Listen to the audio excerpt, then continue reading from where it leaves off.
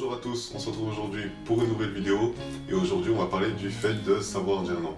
Donc je sais que c'est un problème pour pas mal de personnes de savoir dire non et ça a été mon cas il y a quelques temps et justement je voulais partager mon expérience et vous donner quelques conseils pour que vous puissiez vous aussi apprendre à dire non.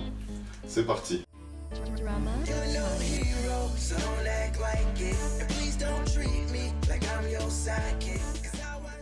Pourquoi je fais cette vidéo? C'est assez simple. Une amie à moi justement m'a demandé des conseils pour justement pouvoir dire non parce qu'elle avait un peu du mal à dire non lorsqu'on lui proposait certaines choses. Elle était entre guillemets gênée ou elle avait peur de blesser, ce genre de choses. Donc je sais que c'est pas un cas isolé, que c'est le cas pour plusieurs personnes et ça a été mon cas il y a quelques temps. Et je vais un peu diviser cette vidéo en deux parties. Donc la première partie, je vais parler un peu du fait de dire non lorsqu'on vous propose quelque chose, lorsque la personne ou les personnes en face de vous vous proposent quelque chose qui vous plaît pas forcément, que vous avez envie de dire non mais qu'au final vous acceptez quand même. Et dans le deuxième cas, là où les personnes en face de vous ne vous proposent pas forcément mais vous imposent un choix entre guillemets, vous imposent sur leur présence un choix, une activité sans forcément vous demander et pareil vous avez peur de refuser. Donc dans le premier cas, ce qu'il faut savoir c'est que vous ne devez pas avoir peur de dire non. Pourquoi? Parce que à chaque fois que vous acceptez alors que vous ne voulez pas, pour l'autre personne ou pour les autres personnes, vous passez pour entre guillemets la personne qui dit toujours oui. Lorsqu'on lui propose quelque chose, lorsqu'on lui montre quelque chose, qui va toujours accepter, qui va toujours dire oui,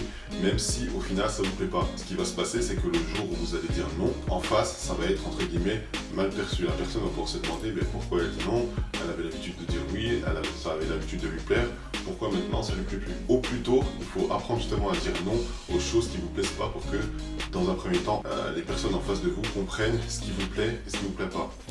Le deuxième élément important à savoir ici, c'est qu'en acceptant toujours ce que vous ne voulez pas forcément accepter, vous vous faites du mal à vous-même entre guillemets. Vous allez accepter des choses que vous ne vouliez pas forcément accepter, donc vous allez devoir les faire et vous allez être mal à l'aise, ça va pas vous plaire, vous n'allez pas être bien parce que vous ne vouliez pas les faire, vous ne vouliez pas accepter la demande et ça peut se ressentir pour les autres personnes autour de vous. Et donc ils vont se dire pourquoi elle a accepté si ça lui plaisait pas vraiment. Donc ça ramène toujours à un point négatif. Le fait de ne pas dire ce que vous voulez, de ne pas dire ce que vous pensez, va toujours ramener un point négatif puisque vous n'allez pas être bien, les autres personnes en face vont croire que vous êtes bien mais ce n'est pas le cas. Vous voyez ce que ça peut engendrer. Dernier élément assez important, c'est la communication. Ici il s'agit de communication, j'en ai parlé dans une vidéo spécifique. C'est vraiment important de communiquer, mais surtout de communiquer ce que vous ressentez. C'est-à-dire que si vous ne voulez pas faire quelque chose, si vous ne voulez pas accepter une demande, c'est important de dire non. Il ne faut pas voir le non comme quelque chose de négatif, ou de se dire que je vais dire non, la personne va mal le prendre. Si vous voulez un exercice que je vous invite à faire, c'est de dire non, mais de justifier simplement. De dire non, je ne peux pas faire ça ou je ne peux pas faire ça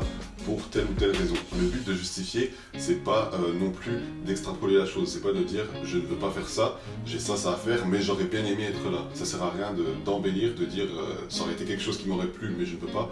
Dites simplement pourquoi vous ne pouvez pas, vous donnez des bonnes raisons et c'est largement suffisant. Il n'y a pas besoin justement de montrer que vous aviez plus ou moins envie alors que ce n'était pas forcément le cas, parce qu'au final qu'est-ce que ça va finir par faire? C'est que la personne en face va peut-être croire que vous aviez vraiment envie, que vous ne pouvez vraiment pas, ce qui est le cas, mais va peut-être vous reproposer la chose plus tard, ou elle va peut-être comprendre que si vous le faites plusieurs fois, que vous ne vouliez pas vraiment lui dire la vérité, vous ne voulez pas la vexer justement, et que vous dites ça pour contourner le problème. Il faut vraiment être franc et dire lorsque vous ne voulez pas, lorsque vous ne pouvez pas, vraiment dire non, expliquer pourquoi si besoin, mais ne pas avoir peur de vexer la personne en face, parce que le fait de refuser quelque chose n'est pas quelque chose de mauvais. Le fait de refuser, ça montre que vous savez ce que vous voulez et que vous savez ce que vous aimez, ce que vous n'aimez pas, ce que vous voulez faire et ce que vous ne voulez pas faire. Donc rapidement, je passe sur le deuxième cas où la personne ne vous pose pas forcément la question et donc vous impose implicitement ses choix, son activité, peu importe, sa présence par exemple. Donc dans ce cas-là, vous pouvez reprendre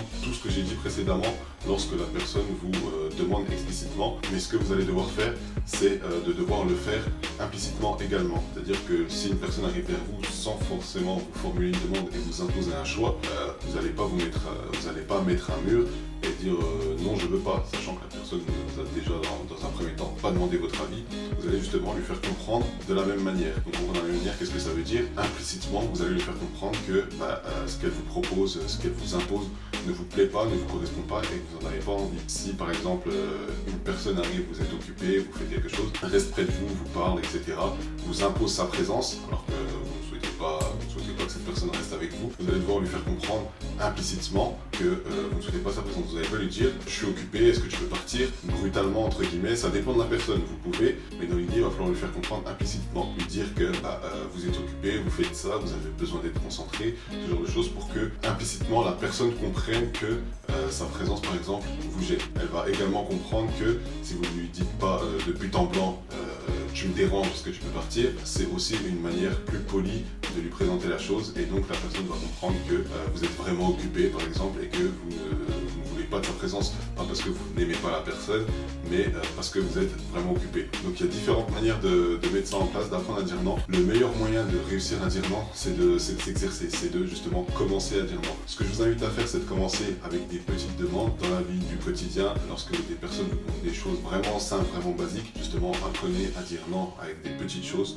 de temps en temps et vous verrez que c'est un peu comme tout, ça s'apprend, vous verrez qu'avec le temps vous aurez plus l'habitude, vous aurez une meilleure aisance à dire non, pas forcément pour blesser mais pour dire non parce que vous ne voulez pas ou vous ne souhaitez pas faire, voir ou peu importe ce qu'on vous propose. Donc c'est tout pour cette vidéo, j'espère qu'elle vous aura plu et qu'elle vous aura aidé. Si vous avez des questions comme d'habitude, n'hésitez pas, soit en commentaire de la vidéo, soit sur le formulaire de contact sur le blog, soit via les réseaux sociaux Facebook, Twitter et Instagram. On se retrouve la semaine prochaine pour une nouvelle vidéo et d'ici là, portez-vous bien.